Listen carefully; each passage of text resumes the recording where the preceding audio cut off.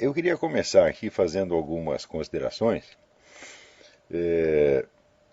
sobre uns tópicos cujo conhecimento não é possível entender nada, absolutamente nada do que se passa na política mundial hoje em dia.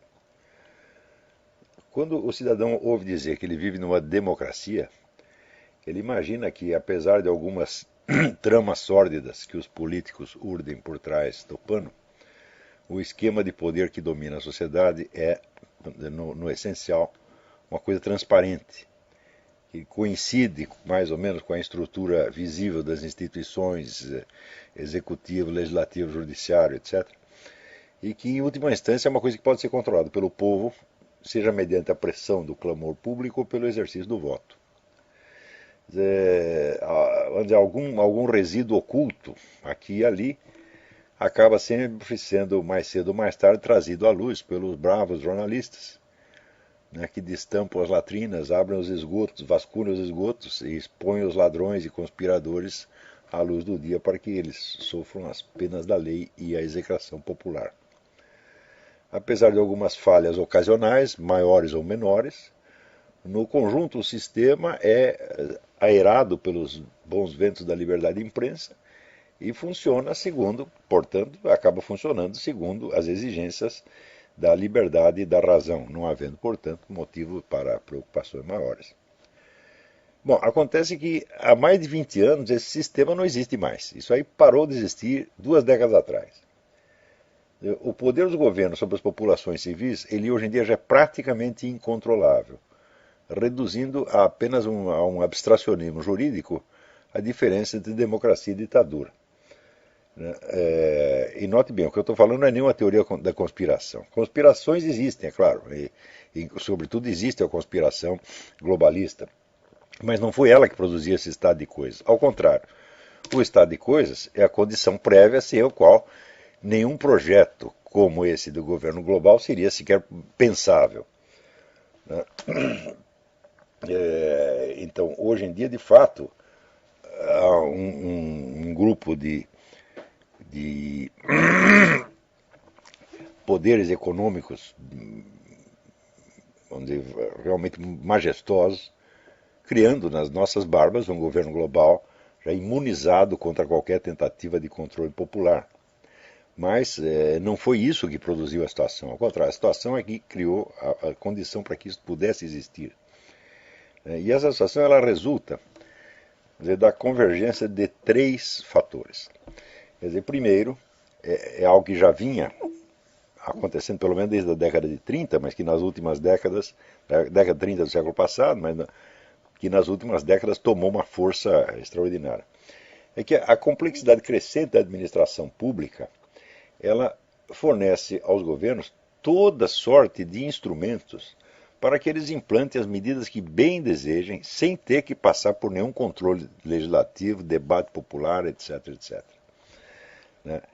Se você for examinar uma por uma as decisões fundamentais que ao longo dos últimos 20 anos mudaram a estrutura de poder no mundo, diluíram soberanias, transferiram o poder dos Estados, autoridade dos Estados para organismos internacionais, você vai ver que quase nenhuma foi discutida no parlamento. Foi tudo feito através de medida provisória, decreto administrativo, portaria, decisão judicial, etc, etc. Então, se você quer implantar a medida e não quer que a coisa seja nem discutida no parlamento, nem apareça na mídia, é muito fácil. Você a implanta através desses instrumentos indiretos. Tá certo? Que ainda tem a vantagem. Primeiro, se for passar pelo controle legislativo, você vai ter meses de debate. Ao passo que uma sentença judicial, vamos dizer, entra em vigência imediatamente. Não é isso? Uma portaria administrativa, a mesma coisa, medida provisória, a mesma coisa. Eu uso a expressão medida provisória porque é o equivalente que existe no Brasil. A medida provisória tem uma duração determinada, depois tem que ser renovada. Aqui nos Estados Unidos tem um negócio chamado Executive Order, que não é provisória. Ela continua valendo, a não ser que o Congresso mande parar. Tá certo? Mas às vezes o Congresso, na maior parte dos casos, o Congresso nem toma conhecimento da coisa. Né? Nós já vamos ver alguns exemplos daqui a pouco. Né? Em segundo lugar, o segundo fator foi que os meios de comunicação praticamente todo o mundo ocidental se concentraram nas mãos de meia dúzia de grupos econômicos estreitamente ligados ao poder do governo, quer dizer, aquela simbiose de poder estatal e privado, quer dizer, privado entre aspas, na verdade, que hoje em dia é tão característica. Você vê que aqui nos Estados Unidos, por exemplo, os jornais, canais de televisão estão na mão de 6 grupos econômicos apenas. Quer dizer, basta 6 pessoas, uma telefonar para a outra e combinar o que pode publicar, o que não pode. Tá certo? Então, isso quer dizer que a concorrência entre os meios de comunicação acabou. Só existe uma concorrência comercial, mas uma concorrência jornalística não existe mais. O que um publica, todos publicam igual. E o que um esconde, todos escondem igual. Quer dizer, a uniformidade crescente da mídia em todo o mundo ocidental é um fenômeno patente hoje. Você vai ver, o noticiário não tem diferença se você lê o Le Monde, o London Times, New York Times, Washington Post, é tudo exatamente a mesma coisa. É a mesma opinião, e pior, não é só a mesma opinião, é a mesma seleção. Né? Então, você veja, opinião, é normal que as organizações de mídia tenham lá as suas opiniões e que se apeguem a elas, publiquem a sua opinião e não a opinião do adversário. Porém, outra coisa é a seleção das notícias. Vamos dizer que, classicamente falando, os jornais se dividem em 2 partes. Você tem uma parte opinativa, que é de artigos assinados e editoriais, e outra parte que é noticiosa. E a parte noticiosa, então, teoricamente, deveria ser independente das páginas opinativas. Tá certo? Então, vamos dizer, os jornais tentavam ser mais ou menos isentos e objetivos nas páginas noticiosas e metiam lá as suas opiniões nas páginas destinadas a isso. Hoje em dia é o contrário. Quando você lê as páginas de opiniões, elas são inócuas, inofensivas. Tá certo? E a verdadeira opinião aparece na seleção dos fatos, seleção e supressão dos fatos. É aí que você vê a verdadeira orientação do jornal. Não pelo que ele está dizendo no editorial. O editorial diz qualquer coisa, frequentemente não tem a menor importância. Então, esse é o segundo fenômeno. E o terceiro fenômeno é o crescimento formidável dos meios científico-tecnológicos de controle e engenharia comportamental, que hoje colocam, vamos dizer, à disposição, vamos dizer, de governos ou de qualquer organização relativamente poderosa, meios de você mudar a atitude de toda uma população em uma semana. De tal modo que a população nem mesmo perceba que mudou. Você instila ali novas atitudes, novos valores, novos sentimentos, com uma facilidade impressionante. Como a população não está informada sequer da existência desses meios, vamos dizer, ela é a primeira a colaborar para tornar a operação invisível. Quer dizer, o sujeito é manipulado e não sabe. Ele é o primeiro a dizer que não é manipulado de maneira alguma, que ele é um sujeito independente, que eu penso com a minha própria cabeça, etc, etc. Ora, isso aí vocês podem observar na sua experiência diária. Todo mundo diz que pensa com a própria cabeça e, no entanto, todo mundo pensa igualzinho. Não é um negócio fantástico? Né? Como é que no meio de tantas inteligências independentes, né, elas podem sempre chegar aos mesmos resultados? Não é um negócio fantástico? Então, por exemplo, o Pascal Bernardin, no livro Maquiavel Pedagogue, ele mostra ali como essas técnicas de engenharia comportamental constituem hoje quase que 100% dos programas educacionais em todos os sistemas de educação pública do mundo. Quer dizer, o sujeito já é moldado, a cabeça do neguinho já é moldada desde os 7 anos de idade. Tá certo? Quando o sujeito é totalmente indefeso. E depois, é claro que ele não vai lembrar, né, assim, da onde entrou tal ideia na minha cabeça, da onde que eu tirei tal convicção. Não, aquilo se torna, por assim dizer, natural e como uma segunda natureza nele. Então, só que é o seguinte, aquelas reações, aqueles sentimentos, aqueles valores foram inoculados nele sem possibilidade do contraste, da confrontação com outras alternativas. Quer dizer, uma certa linha de opiniões e uma certa linha de atitudes desejadas é implantada na cabeça do neguinho, tá certo? como se fosse a própria natureza das coisas, e não como se fosse uma alternativa entre outras. Não há possibilidade da discussão, porque as alternativas são totalmente desconhecidas e ausentes, já desde a educação primária. Tá certo? E isso está implantado hoje em todo mundo. Você vê os programas de educação em todos os países, vem pronto da ONU. É uma coisa uniforme em todo mundo. Tá, né? Então, eu estou publicando essa semana um artigo no Diário do Comércio, que talvez até deveria ler aqui para vocês entenderem como é que funciona isso. Olha, hoje nós temos aqui tanto material, que não deu sequer para imprimir. Tem um negócio, tinha 140 páginas de notícias para comentar. Né? Então, eu vou ler só um pedacinho aqui para vocês terem ideia. O artigo chama Engenharia da Complacência. Indignado ante o conformismo servil com que os americanos, outrora tão apegados às suas liberdades civis, vão aceitando as intrusões cada vez mais agressivas do governo nas suas vidas privadas, o economista Walter Williams finalmente se deu conta de que, aspas, o movimento antifumo explica parcialmente a atual complacência americana. Os zelotes do antitabagismo começaram com exigências razoáveis, como os avisos do Ministério da Saúde nos pacotes de cigarro. Depois exigiram áreas para não fumantes nos aviões. Encorajados pelo sucesso, exigiram a proibição total do fumo nos aviões e depois nos aeroportos, nos restaurantes e nos locais de trabalho, tudo em nome da saúde.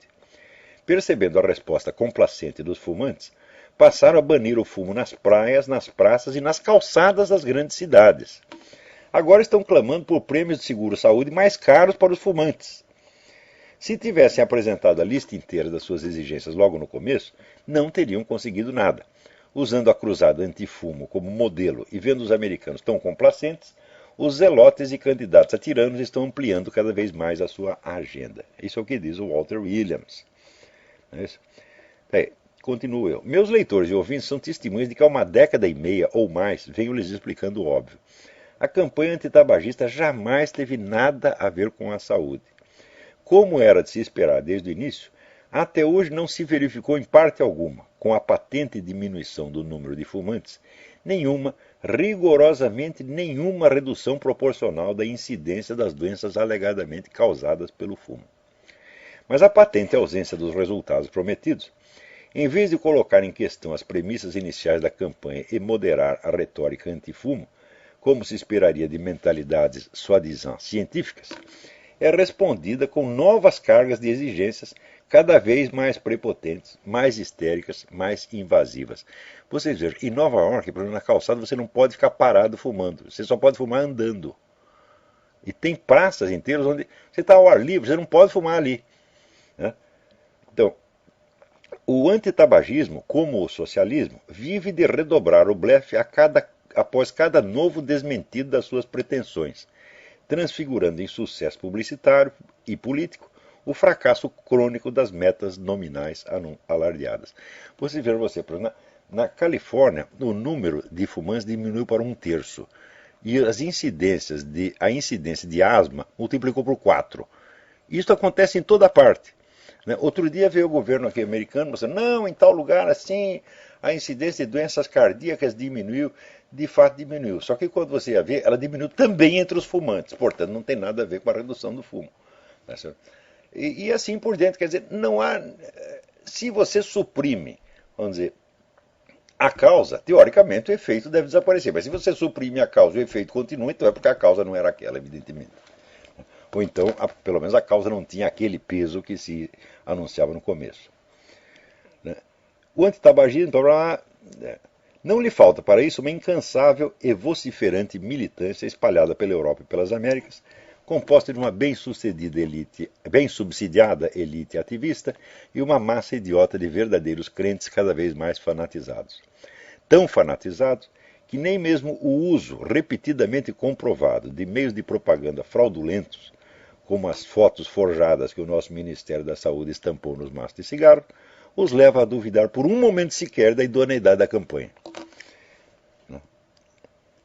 Por trás do que imaginam os crentes, o antitabagismo militante jamais teve por meta proteger a saúde de ninguém.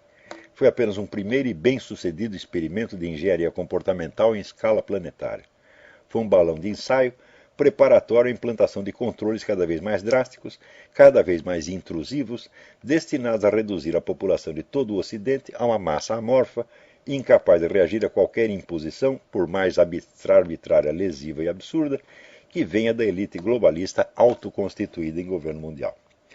A escolha do tema foi especialmente ardilosa, visando a seduzir conservadores, evangélicos e moralistas em geral, desarmando-os preventivamente ante quaisquer campanhas subsequentes baseadas no mesmo modelo e usando a própria força deles para sufocar na espiral do silêncio as poucas vozes discordantes.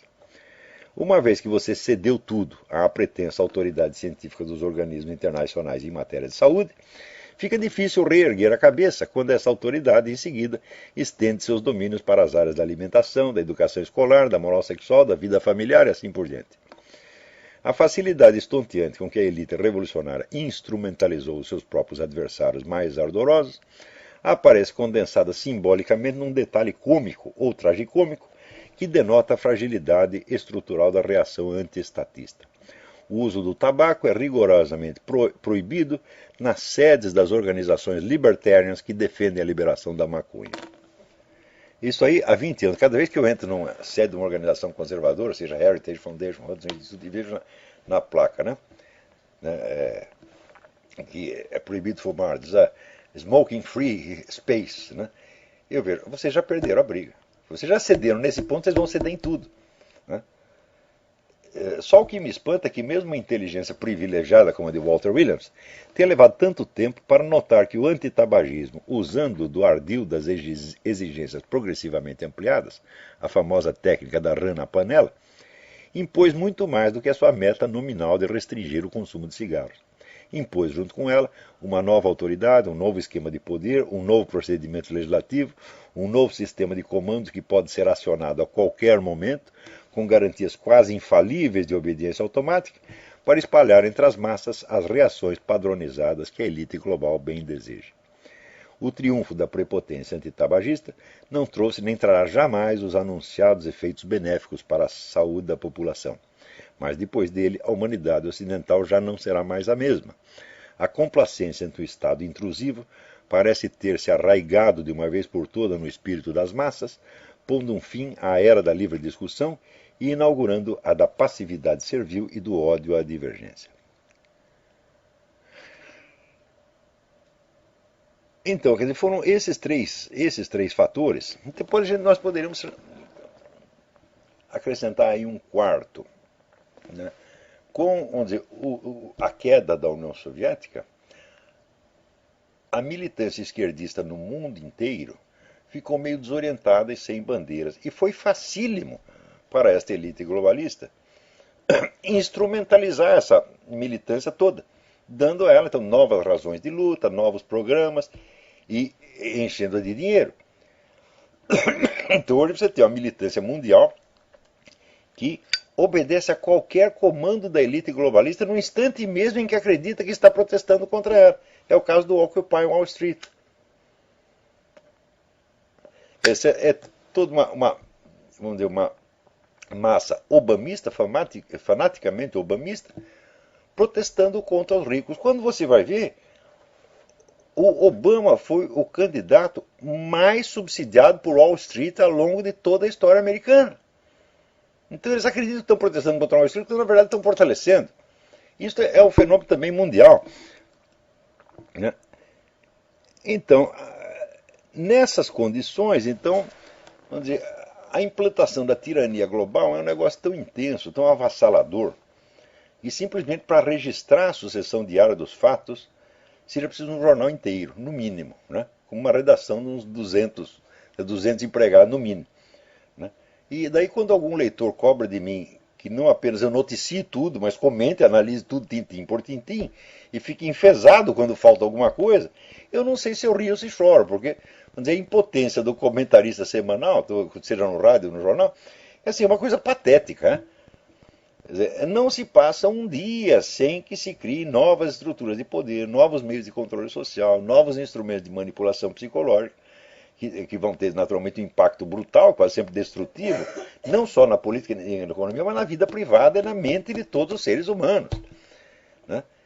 E Então eu perguntei, como é que eu poderia, não digo comentar e analisar, mas simplesmente noticiar. Vamos supor que se eu fosse transformar a minha coluna e este programa somente, né, num espaço noticioso, só para dar notícia sem comentar, não teria espaço para isso. Você acha que com 2 artiguinhos semanais e um programa de 1 hora por semana eu conseguiria dar conta? Claro que não. Né? Você veja, das milhares de notícias que a gente lê toda semana, eu seleciono algumas dezenas para cá e, na verdade, consigo comentar 10, 12. Isso é o máximo que eu posso fazer. Porque os acontecimentos, vamos dizer, esse esquema, vamos dizer, de poder, ele é tão gigantesco e os canais de ação que ele tem são tão numerosos e tão variados que os ataques vêm diariamente de muitas fontes. É uma coisa que não para. Tá certo? Então, como é que a população vai poder se defender contra isso? Não, ela não pode nem, não digo entender, ela não pode saber o que está acontecendo. Né? Porque saber ainda não é entender. Você pode receber as notícias e ficar ainda desorientado, mas o povo não sabe nem o suficiente para ficar desorientado, meu Deus do céu.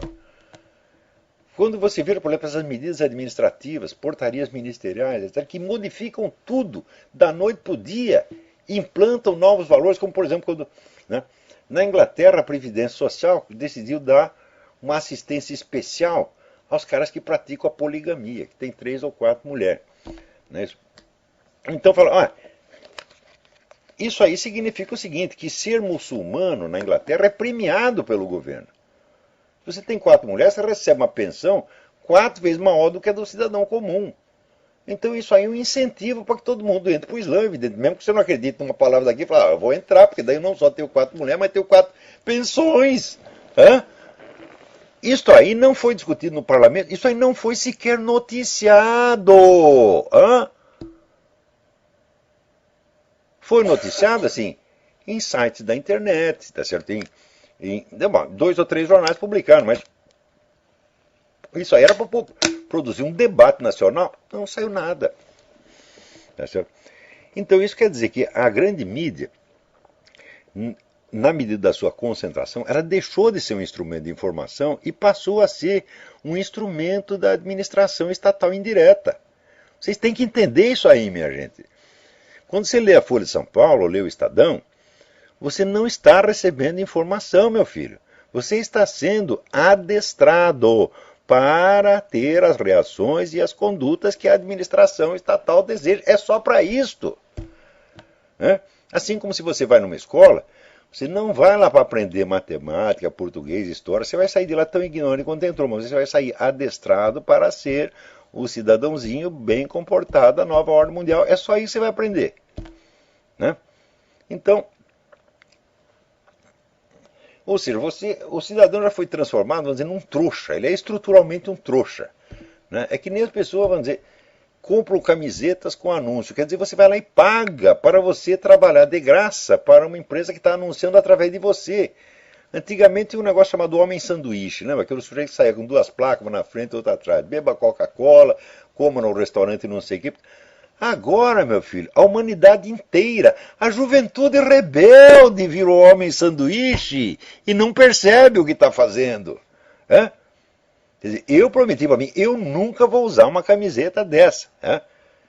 Ou eu uso a camiseta que está em branco, ou eu uso a camiseta fazendo propaganda de alguma causa com a qual eu concordo.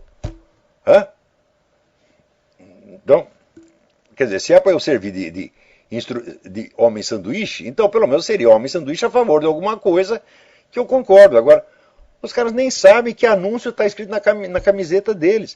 E quer dizer, amassam bilhões de jovens que pagam para serem instrumentos de propaganda e acham que são pessoas rebeldes e independentes. Você veja, o cara que inventou isso é um engenheiro comportamental finíssimo.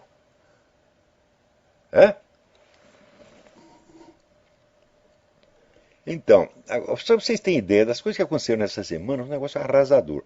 Na semana passada eu comentei aquele medida provisória, Executive Order, que o Obama assinou no 31 de dezembro, né? Enquanto o pessoal estava bêbado festejando o fim de ano, ele assinou aquela ordem que dá a ele a autoridade de mandar prender ou matar qualquer cidadão americano dentro ou fora do território. Quer dizer, Isso não foi discutido no parlamento, não foi discutido na grande mídia, está lá a ordem executiva e é claro que surge alguma discussão na internet. E a coisa até é noticiada na grande mídia, mas é noticiada discretamente como se fosse uma coisinha de nada, né? Agora, esta semana veio uma nova ordem executiva que é um negócio assim arrasador, né? Então, o presidente e os seus ministros agora eles têm autoridade, né, para fazer o que quiserem com todos os recursos de alimentação e de água. Né? O presidente dos Estados Unidos agora é o dono de toda a comida e toda a água disponível. Ele faz o que quiser. Quer dizer, que ele pode confiscar qualquer quantidade de comida ou de água que ele deseja a qualquer momento. Né? Mas não é só comida e água. São todos os recursos de transporte, energia e infraestrutura dentro dos Estados Unidos. Assim como a força de trabalho. Presta atenção. No tempo de Stalin, Stalin disse, olha, aqui nós precisamos de 10 mil trabalhadores para abrir uma represa lá na casa do caralho. Assinava um negócio e o governo ia pegava 10 mil cidadãos, cada um na sua casa, e olha, tu vai lá para abrir a represa, fazer buraco para a represa. Ah, não, mas eu não, cala a boca, burro, tu vai para lá. É assim, quer dizer, pega a população e transfere. O Obama assinou uma ordem que dá a ele esta autoridade. Ele pode confiscar qualquer força de trabalho nos Estados Unidos para fazer o que quiser. Claro que ele não pôs isso em execução ainda, mas a ordem está lá. Quando ele precisar, ele vai botar em execução. Ou seja, ele se deu uma autoridade comparável à do Stalin. E a força de trabalho, e mais ainda, ele pode colocar qualquer pessoa, pode alistar qualquer pessoa no serviço militar a contragosto. Ou seja, instituiu o serviço militar obrigatório. Isso não foi discutido no parlamento, nem na grande mídia, e a maior parte da população nem sabe. Quer dizer, você já está vivendo sob uma nova lei e você nem sabe. Então, você veja, no tempo da ditadura militar no Brasil, os milicos inventaram um negócio que era o decreto secreto. Chegou a haver uns 2 ou 3 decretos secretos, depois a coisa caiu no descrédito, ninguém mais ligou. Mas aqui eles estão fazendo o decreto secreto um atrás do outro, pô. A pior ainda, essas coisas todas vigoram não é só em tempo de guerra, é em tempo de paz também. Quer dizer, não precisa ter uma guerra para dar ao presidente toda essa autoridade. Então é o seguinte, o cara está acabando com a democracia americana e ninguém está nem se dando conta. Né? Outra coisa, aqui, já estava havendo aquele problema de que o governo estava forçando todas as organizações de caridade a subsidiar aborto. E as organizações católicas disseram, não, nós não queremos, nós não vamos obedecer, etc, etc. Muito bem, não é só aborto, é esterilização também. Quer dizer, toda e qualquer organização de caridade nos Estados Unidos é obrigada a subsidiar a esterilização voluntária, claro, quer dizer, a mulher não quer mais ter mais filho, né? Vai lá, amarra as trompas, corta, Quer dizer, é claro que os cristãos são contra isso, mas eles serão obrigados a fazer. Né? No Brasil, a mesma coisa, a nossa ministra aí, como é o nome da desgraçada? Né? Até esqueci. Menicucci, Eleonor Menicucci. Ela diz que os médicos, né, da rede pública que não quiserem praticar aborto por objeção de consciência tem que ser substituídos. Você vai perder emprego porque você não quer fazer aborto. Ou seja, eu me lembro que uns anos atrás, 5 ou 6 anos atrás, a gente comentava que isso acontecia na China. Eles ficavam, vamos dizer, abismados. Quer dizer, a ditadura chinesa impunha isso. Agora não é a ditadura chinesa, meu filho, são as democracias ocidentais. Só que na China, todo mundo sabe disso, por quê? Porque a coisa é feita por uma lei, né? E todo mundo conhece a lei, etc. Agora, no Brasil não, é uma medida administrativa que não é discutida, não passa pelo parlamento. Quer dizer, essa mulher tomou uma decisão que é ilegal, mas a decisão vai ser obedecida por quê? O parlamento não foi notificado, o parlamento não vai se meter. Você vê que nessa ordem executiva do Obama, o Congresso não é sequer mencionado. Assim como a semana passada eu comentei com o Leon Panetta, disse que agora o governo americano pode decretar uma guerra buscando uma base legal nos organismos internacionais sem precisar passar pelo Congresso. Então, é claro, qual é a diferença entre democracia e ditadura? É fenomenal. Não tem mais. Né? Agora, outra coisa, né? Esta semana fizeram aí uma enquete entre 146 jornalistas, perguntando como era o acesso deles à informações oficiais. Eles disseram, simplesmente não tem acesso. Está tudo bloqueado. Ninguém nos diz coisa nenhuma. Hã? Você veja até que ponto o governo americano controla as fontes de informação.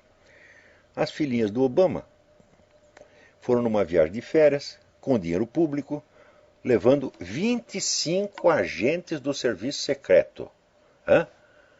Tudo em avião do governo, pago por dinheiro público, né? E levando mais umas 15 coleguinhas, um negócio assim. Quer dizer, uma festa. Ninguém pôde fazer cobertura da viagem. Quer dizer, o povo que paga pela viagem desgraçada não pode saber onde elas foram, o que elas estão fazendo.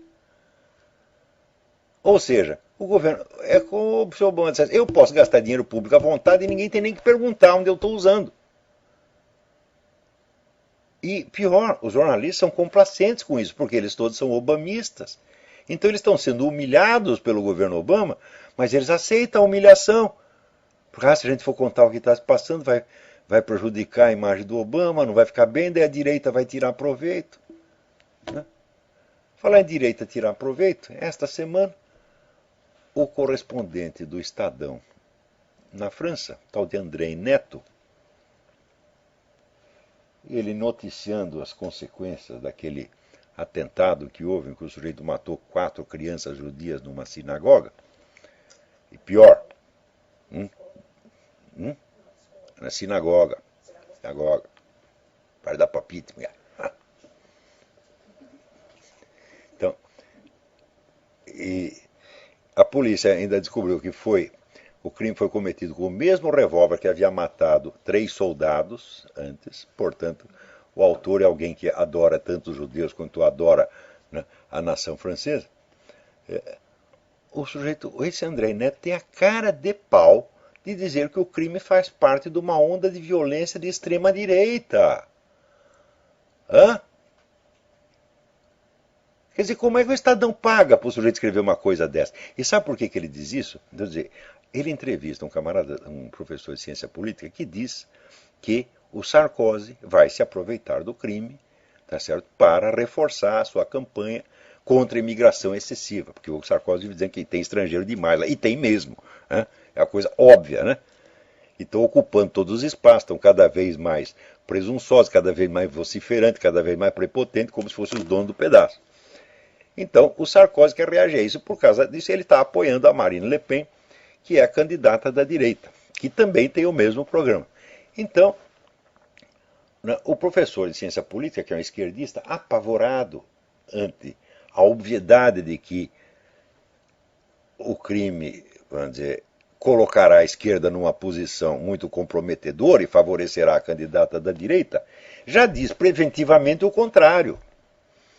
Não, esse crime agora vai forçar o Sarkozy a mudar o seu discurso. Ele não pode mais dizer que há estrangeiros demais, porque ele dizendo isso, ele irrita os coitadinhos dos muçulmanos e eles começam a matar criança judia, coitadinhos. Hã? Eles são forçados a matar crianças judias pelo malvado do Sarkozy. O cara escreve isto. Gente, 30 anos atrás, a gente lia coisa desse tipo, mas lia na Voz Operária, lia na imprensa, nanica, partidária. Hoje, isso sai na grande mídia e virou o mainstream, virou opinião respeitável. Ou seja, a turma que fazia os jornais comunistas, hoje faz os grandes jornais. É? E vocês compram esta porcaria e pagam para ler esta merda. É? Quer dizer, vocês são homens sanduíche também, né? Cada leitor da Folha, cada assinante do Estadão ou da Folha é um homem sanduíche. Você está pagando para ser enganado, porra. E depois para repassar essas coisas para os outros. Quer dizer, está na cara. Quando você lê a matéria, você vê que o sentido da matéria é o contrário do que está anunciando no título e no começo. O que tá, a verdade é o seguinte, a esquerda, que sempre apoiou os radicais muçulmanos, está apavorada, porque o seu prestígio sai arranhado por esse crime hediondo. É isso que ela... Então, o que ela pode fazer? Ah, nós vamos dizer que é o contrário, vamos dizer que é o Sarkozy que foi colocado numa posição difícil. Qual posição difícil? O Sarkozy vai dizer o seguinte, o crime confirma o que eu sempre disse. Esses caras são violentos, a presença deles aqui prejudica a segurança nacional dos franceses, especialmente judeus, e nós temos que parar com esta merda. Né? E ele dizendo isso não é exploração política, é dizer a verdade, meu Deus do céu. Então,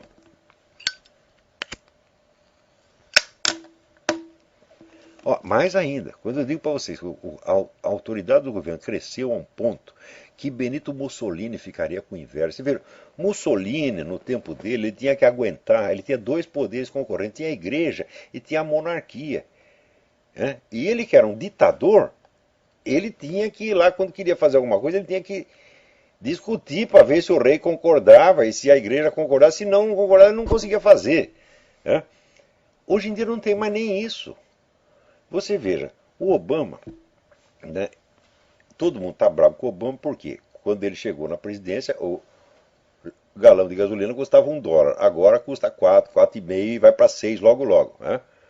Então ele quer explicar, fazer uma viagem pelo país inteiro, explicando, olha, não é culpa minha. Né? Então, para ele explicar que ele não é culpado do aumento do preço da gasolina, ele vai gastar 25 mil galões de gasolina viajando pelo país inteiro para falar besteira. Só que a coisa já é suficientemente cínica, né? Quer dizer, você é tão a favor das energias alternativas, etc, etc, por que não viaja, né, num avião movido a energia solar? Porque ele não é idiota, então põe lá gasolina, né? Então, pior, em algumas cidades, o pessoal do Tea Party anunciou que ia fazer manifestações anti-obamistas. O serviço secreto já informou que não vai permitir manifestações anti-Obama, só pró-Obama. Então, que é isso aí? Hã? Isso é a Alemanha nazista? Isso é a União Soviética? É. Resposta. É. Isso aí já é o sistema soviético sendo implantado aqui.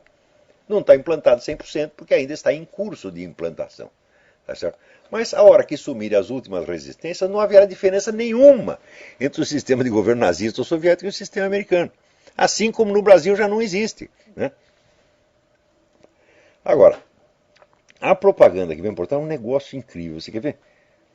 Outra coisa, quando eu falo dessa simbiose dos grandes grupos econômicos do governo, é uma coisa assustadora. Você veja, a esquerda falava contra isso no tempo da ditadura. E tinha 5 ou 6 grupos econômicos, especialmente empreiteiras, que eram muito próximas do governo. A empreiteira, uma grande empreiteira, só tem um cliente no governo, no Brasil, é o governo. Ninguém tem dinheiro para pagar o serviço delas. Né? Então, eles diziam, não, isso aí é uma conspiração, né? Entre, vamos dizer, o poder estatal privado. Hoje em dia são eles mesmos que fazem isso e fazem muito mais do que naquele tempo. Né? Então, você veja, a Pepsi Cola está usando células de fetos abortados, né, como adoçante nos refrigerantes. De alguém denunciou isso e o negócio foi para o governo, foi para a agência respectiva do governo, que eu não lembro o nome da agência, e a agência disse que tudo bem, que isso é um procedimento comercial normal.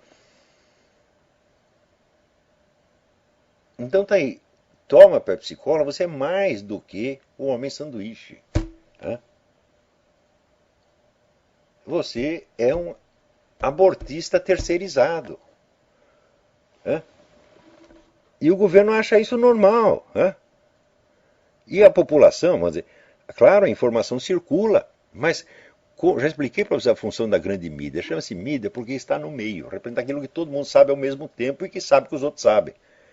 Se está fora da grande mídia, tem muita gente que sabe, mas não entra no debate público e não tem peso político. Então,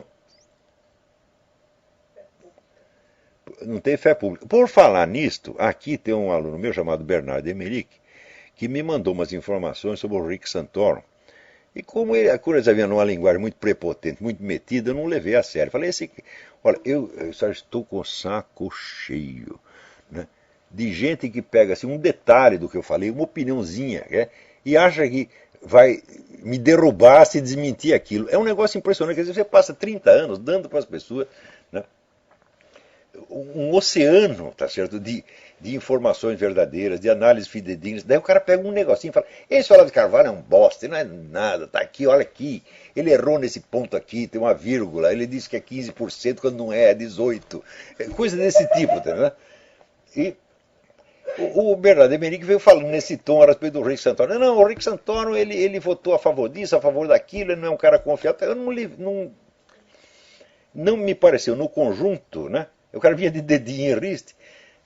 Os fatos que ele alegava, no conjunto, não pareciam pesados. Dizendo, o Rick Santoro, ele votou a favor de 25 milhões de dólares para ajudar uma empresa, acho que uma empresa hidrelétrica na Coreia do Norte. Falei, 25 milhões? Vamos ter um pouco senso de proporções. O Brasil, que é o Brasil, que não é os Estados Unidos, acabou de dar 1,5 bilhão para Cuba, porra. Quer dizer, 25 milhões para uma empresinha lá não é nada, né? Então, é coisa desse tipo, né? Eu falei, soma tudo isso aí é nada. Bom, acontece que ele tenta encher o saco, eu decidi verificar, e daí descobri um estudo feito por uma senhora chamada Kelly Nelson. Kelly escreve K-E-L-L-E-I-G-H, né, que é uma militante cristã conservadora aqui, e ela fez um estudo, não com um ou outro detalhe sobre o Rick Santoro, mas acompanhando a linha inteira da carreira dele. E você vê, de fato, o neguinho tem rabo preso. Então, quer dizer, todos os candidatos têm rabo preso. Todos. Não tem nenhum que está livre. Né? Então, para compensar, esta semana aconteceu uma coisa relativamente boa. Que é o seguinte, eu dizia, se o candidato republicano for o Mitt Romney, o Obama vai ganhar. Porque existe muita resistência contra o Mitt Romney dentro da área republicano conservador. Então os caras vão ficar com preguiça de votar, assim como no Brasil o pessoal ficava com preguiça de votar em Zé Serra, né? Zé Serra contra a Lula, fala, eu não vou sair daqui para dar, né, voto para um bunda que nem o Zé Serra. Então, quer saber? Que se dane, né? Muita gente ia pensar assim e não ia votar no Mitt Romney, não porque seja obamista, né? Mas porque a alternativa anti-Obama é desmoralizante, né? Então, esta semana houve um acordo entre o Mitt Romney e o pessoal do Tea Party. Então, o Tea Party passa a apoiar o Mitt Romney, o qual obteve uma vitória grande em Illinois. Então, significa o seguinte, a partir desse momento, o Romney se tornou um candidato mais viável. Não que a eleição dele vá fazer uma enorme diferença, mas faz uma diferença simbólica e psicológica. E abre um espaço para que o Obama, uma vez retirado da presidência, possa ser punido pelos crimes que ele cometeu. O que, enquanto ele está na presidência, está difícil, né? Porque ele controla tudo, tem até o serviço secreto escondendo os podres do cara, vai ficar difícil. Então, mas se ele não estiver mais na presidência, o Romney não vai querer fazer nada contra ele, mas entre ele próprio e o Romney, né? Entre fala, aqui está o meu cu, aqui está o cu do Obama. Então eu prefiro salvaguardar o meu. E o do Obama, bom, ele que se vire, né? Então, isso quer dizer que o Obama saindo da presidência, ele não escapará da punição. Porque hoje mesmo apareceu uma entrevista do xerife Joe Arpaio dizendo o seguinte, aquilo que eu disse na outra entrevista à imprensa foi nada. Nós temos aqui toneladas de informações horripilantes sobre o Obama. Quer dizer, ainda vem mais merda por aí, você está entendendo? Então, e você vê, apesar de todo o esforço da mídia para encobrir o negócio, atualmente já quase metade dos americanos acreditam que o Arpaio tem razão. Isso quer dizer que a grande mídia não é tão grande. E que a ideia do espaço público está sendo mudada. Né? Aos poucos, esses grandes jornais serão removidos do espaço público e vai criar outros espaços. Através do rádio, da internet. Por isso que o governo está tão louco para controlar a internet. Né? Então, leiam esse estudo da Kelly Nelson, muitíssimo bem feito, tá certo? E que não deixa muita margem à dúvida, não. Então, você vê, esses políticos, as convicções pessoais deles não pesam. Convicção pessoal é importante quando o sujeito é um homem de pensamento. um homem que tem consistência intelectual, como tinha o Ronald Reagan, né? Então, o Ronald Reagan, 40 anos antes dele chegar à presidência, ele já sabia o que ia fazer e ele não contava para ninguém. Era o moita total. Ele não falava nem para a mulher dele o que ele ia fazer. Então, e o Reagan, como você vê pelos diários dele, o Reagan era um homem altamente intelectualizado, um homem cultíssimo, sério, pensador sério. Né? Não tinha essa aparência, fazia questão de não ter essa aparência. Né? Ele tinha a aparência mais populista, né? Ele brincava, fazia piada, tal, mas por dentro da sua intimidade era um homem muito sério. Então, as ideias interessam quando se trata de um homem que age em função das suas ideias. O homem de mais baixo nível, ele não age pelas suas ideias, ele age pelos seus compromissos, ele é levado pelos compromissos. Então não interessa saber o que ele pensa, o que ele crê, interessa saber onde ele está. Tem um ditado francês que eu acho uma maravilha. Ele diz: você quer mudar as convicções do homem medíocre, muda ele de lugar. Você tira ele daqui, põe ali, ele já começa a pensar outra coisa completamente diferente. Então, veja, Romney e Santoro não são grandes inteligências, né? Então, são pessoas que até podem ter suas convicções. E eu, sinceramente, eu acredito na sinceridade do Santoro. Mas eu não creio que ele seja capaz de dirigir a sua conduta política pelas suas crenças. Ele acaba sendo levado pelos compromissos, pelo grupo, etc, etc. Porque não tem aquele vigor intelectual e moral necessário para impor a sua convicção pessoal. Quem impõe a sua convicção pessoal são só grandes homens, grandes heróis, tá certo? Só pessoas extraordinárias, predestinadas, tá entendendo?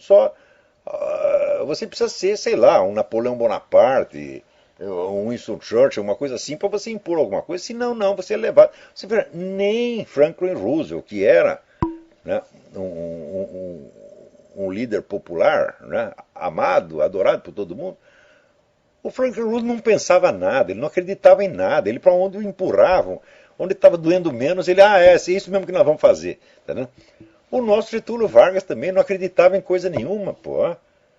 Ele se acomodava, quer dizer, quando ele fez a revolução dele lá, ele era meio fascista. Daqui a pouco ele está fazendo guerra contra os fascistas, porque os americanos deram mais dinheiro. É assim, está entendendo? Então, olha, no fim das contas, eu até agradeço ao Bernardo de Merico por ter me chamado a atenção, porque se não fosse ele, ele me encheu o saco, eu não teria ido procurar, não teria achado esse estudo da Kellen Nelson, né, que deve ser lido. Para dizer que nem tudo é merda no mundo, o juiz Roy Moore, lembra aquele do monumento dos 10 mandamentos, que criou um pepino porque não queria tirar o monumento dos 10 mandamentos, e acabou sendo removido do ofício? Ele foi eleito de novo para a Suprema Corte do Alabama e foi eleito com mais de 50% dos votos, de modo que parece que não vai ter segundo turno, não. Ele já está de volta na Suprema Corte, né? E olha, se tiver, vamos dizer, na Suprema Corte do Alabama um número suficiente de juízes com um mínimo de senso moral, que o Roy Moore já provou que tem, então esse processo anti-Obama tem alguma chance. Não na Geórgia, porque a Suprema Corte do Alabama, da Geórgia, já mostrou que é tudo um bando de puxa-saco, que não quer examinar provas, de jeito nenhum, não quer nem saber, quer desconversar, né? É assim, é a lei número 1, meu cu acima de tudo, né? Tá certo?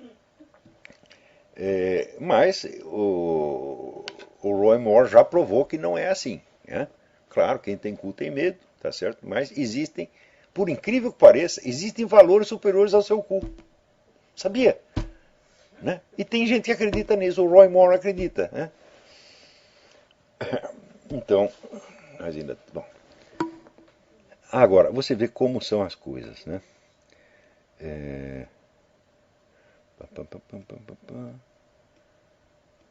Esta semana, o Estadão noticiou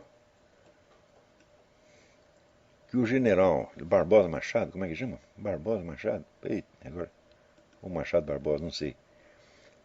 É o comandante da região sudeste. Fez lá uma conferência na TFP e disse que ele falou mal do movimento dos reservistas, aqueles que assinaram aquele manifesto. É tudo mentira, gente. Ele não falou nada disso, a coisa não é. Foi totalmente distorcida para criar intriga entre os oficiais da ativa e da reserva. Eu estou dizendo para você que mídia Não tem nada a ver com informação, gente. Eu estou dizendo para você. É? Alerte as pessoas. Não leiam o Estado, não comprem o Estado. Não, você pode até ler na internet, mas não compre, não dê dinheiro para essa gente. É? Não assine a Folha de São Paulo. É? Então,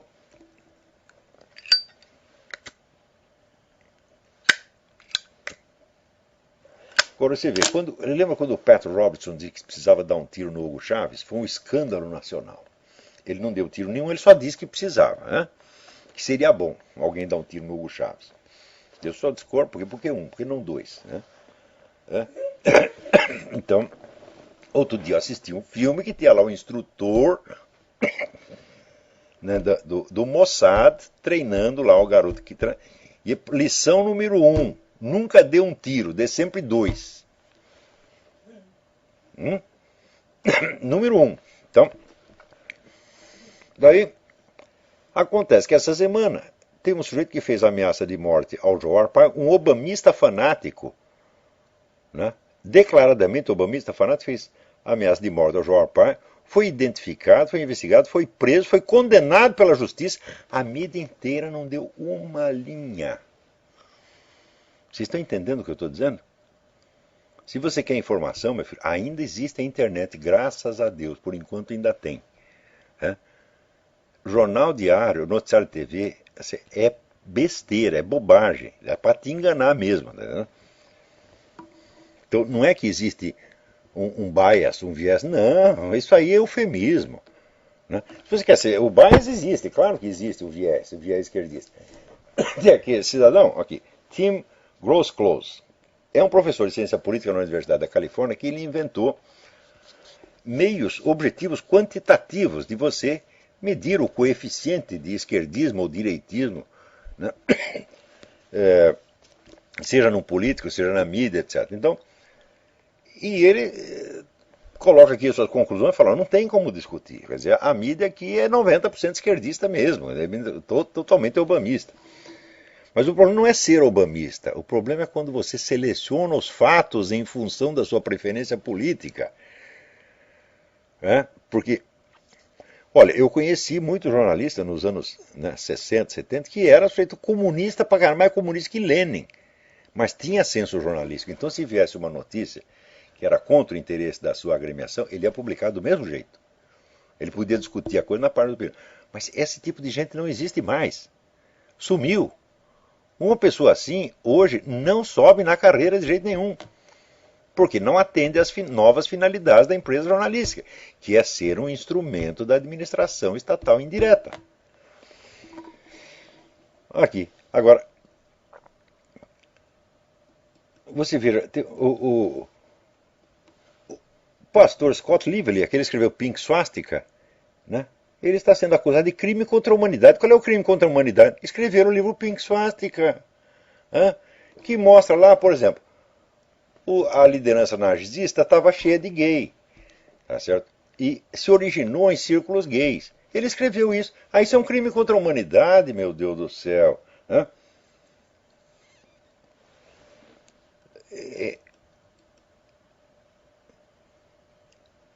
Agora,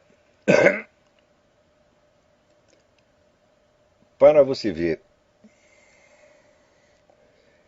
como as pessoas estão despreparadas para lidar com essa situação, esta semana o editor incumbido de divulgar o trabalho do Andrew Breitbart e prosseguir as investigações, que é o Ben Shapiro. Ben Shapiro, ele é um sujeito muito jovem, ele ficou famoso porque ele, quando estudante, escreveu um livro sobre lavagem cerebral nas universidades, e o livro foi um sucesso. Ele tinha o quê? 18, 19 anos quando fez isso, né? Um livro muito bem escrito, muito bem documentado. E daí ele virou editor da firma do Breitbart, né? E agora o Breitbart morreu, sobrou na mão dele para ele fazer. Ele disse o seguinte, nós não vamos investigar essa questão dos documentos do Obama, porque primeiro eu não acredito, e segundo que se for verdade, não tem peso no debate político. Veja, está jogando tudo só pelo aspecto eleitoral. Então, como isso não vai pesar eleitoralmente, então eu não vou me dedicar a isso. Escuta, mas eleição é só um pedaço do jogo de poder, um pedaço ínfimo do jogo de poder. Né? Por exemplo, se você pode destruir o seu adversário mediante um processo judicial e metendo o cara na cadeia, para que você vai entrar no debate político com ele? Né? É perda de tempo. Quer dizer, essa vamos dizer, a lei mais antiga da retórica de Quintiliano. Se você já convenceu a plateia com um argumento, não use dois. Né? Quer dizer, não gaste o seu latim à toa, porque a finalidade da política não é provar uma tese, provar uma ideia, é colocar ou tirar as pessoas do poder. Né? Outra coisa, alguém me pergunta, mas e Aristóteles que dizia que a finalidade da política é o bem comum? Eu digo, não, aí você está falando de outra coisa, está falando a finalidade do governo é o bem comum. Né? Então, se você já está no poder, então você tem que pensar no bem comum e você tem que ter uma filosofia política que lhe dê os valores e metas pelos quais você vai lutar. Mas enquanto você está para chegar ao poder, o problema não é este, meu filho. O problema de chegar ao poder não é uma luta de ideias, é uma luta de pessoas. Tem que tirar a pessoa do lugar e botar outra. É? Então, você veja, o Ben Shapiro provou que ele não entende isto. Ele acha que o problema é só eleitoral. Agora, você eleger um presidente conservador não adianta nada, meu filho. Por exemplo, o esquema cultural, o esquema judiciário, é como acontece na Colômbia. Na Colômbia, o conservador é eleito com 85% dos votos. Só que a turma da esquerda domina a mídia e o sistema judiciário. Então, o que eles fazem? Quebra as pernas do Poder Executivo. O qual acaba tendo de colaborar com eles, como o Santos acaba colaborando, João Manuel Santos acaba colaborando. Então, essa coisa eleitoral é coisa de político provinciano, na verdade. Vocês têm que entender, poder é uma coisa, cargo eletivo é outra completamente diferente. Então, veja, quando que Lenin teve um cargo eletivo? Nunca. Ele nunca foi votado para nada. E, no entanto, ele determinou o curso da história da Rússia. Então, isso chama-se poder. Poder é capacidade de ação e é capacidade de determinar a ação alheia, de fazer os outros fazer o que você quer. Isso não tem nada a ver com cargo eletivo. Você pode ter um cargo eletivo e não ter poder nenhum. Isso acontece com uma frequência extraordinária. Você veja, por exemplo, no Brasil, o funcionalismo público é todo dominado pelo PT. Então você elege um presidente que não é do PT, o que vai acontecer? As ordens dele simplesmente não são obedecidas, são boicotadas, a linha de comando é quebrada. Então, poder é um negócio material, gente. Depende da ação humana, não depende de cargo. Não é uma coisa nominal. Quando é que vou entender isso, meu Deus do céu? Tá difícil, hein? Então, aqui, o nosso tempo acabou. Até a semana que vem. Muito obrigado.